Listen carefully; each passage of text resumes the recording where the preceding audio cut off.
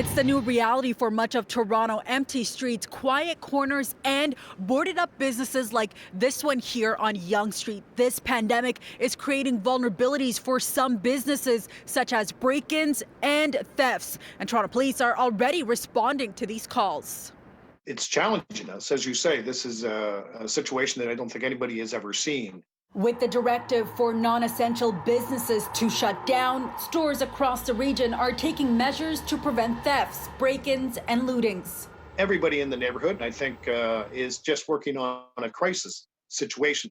The Yonge Street BIA, one of many in the city of Toronto, grappling with the challenges businesses are faced with. The BIAs are partnering up with one another and police to determine what security measures are needed. Windows may have been broken, but we're not seeing the theft. We're not seeing those things. There is damages to property that we're trying to deal with. Boarding is a way to mitigate the risk based on what could be coming.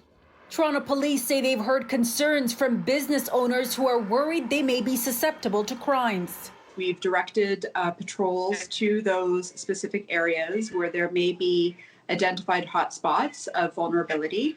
In the last few weeks, police have made arrests in parts of the city in connection to robberies and break-and-enters. But their spokesperson, Megan Gray, says it's too early to tell if those cases are associated with the forced closures.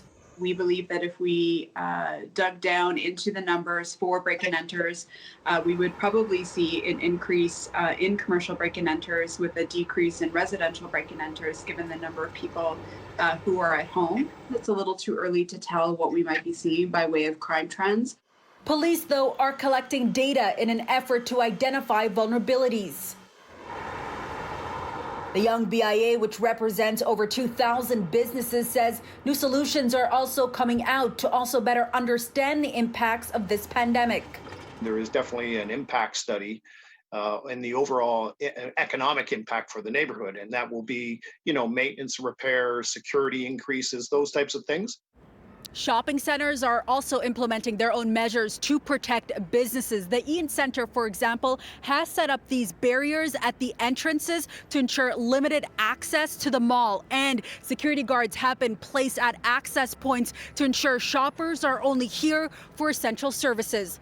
At Yonge and Dundas, I'm Faiza Amin for City News.